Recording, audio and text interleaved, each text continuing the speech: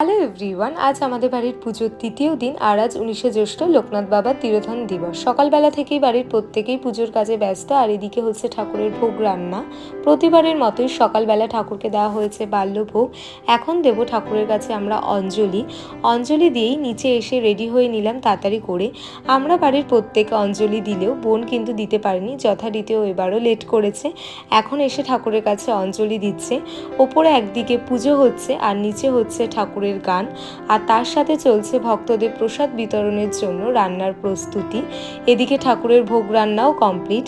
সকালবেলা ঠাকুরকে দেওয়া হয়েছে বাল্যভোগ, তারপর দেওয়া হয় ফল এবং নৈবেদ্য। এখন ঠাকুরের কাছে ভোগ নিবেদন করা হচ্ছে, আর এই ভোগ নিবেদনের পরেই শুরু হবে ঠাকুরের আরতি, আর তার সাথে হবে ভোগারতির গান।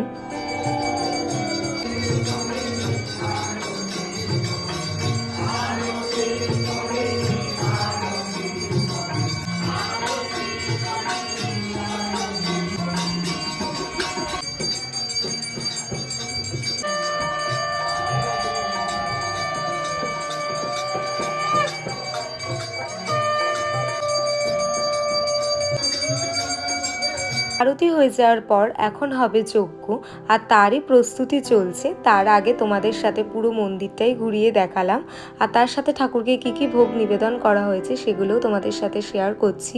এখন শুরু হলো যজ্ঞ।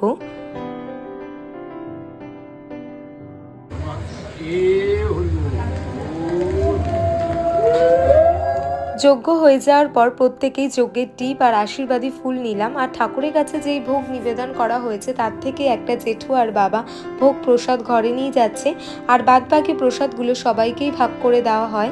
আর আজকে বোন আর আমি সেম ড্রেস পরেছি। পুজো যেহেতু হয়ে গেছে, এখন ছাদে বসে সবাই ভোগের প্রসাদ খাচ্ছে। আমিও একটা প্লেটে ভোগের প্রসাদ নিয়ে নিয়েছি। এখন বোন আর আমি সেই প্রসাদটা খাবো। আর ভোগের প্রসাদ তো সবসময়ই খেতে ভালো হয়। সন্ধে হতে হতেই ঠাকুর দর্শনের জন্য আমাদের বাড়িতে প্রচুর ভক্তদেরই সমাগম হয়, তো সেই জন্যই এখানে পার্সেলের প্যাকিং চলছে। এরই মধ্যে আমি তাড়াতাড়ি করে রেডি হয়ে নিয়েছি। আর সন্ধ্যেবেলা থেকেই আমাদের বাড়ির বাইরে প্রসাদ বিতরণ হয়, তো সেই মুহূর্তটাও তোমাদের সাথে কিছুটা শেয়ার করলাম। আর বিকেলবেলা আমাদের আত্মীয় স্বজন, বন্ধু বান্ধব, ইভেন বোনের বন্ধুরাও এসেছিল, বাট সেইভাবেই ভিডিও করে উঠতে পারিনি। কিছু কিছু ক্লিপস নিয়েছিলাম, সেগুলোই তোমাদের সাথে শেয়ার করছি, কারণ প্রত্যেকেই ভীষণ কাজে ব্যস্ত ছিলাম।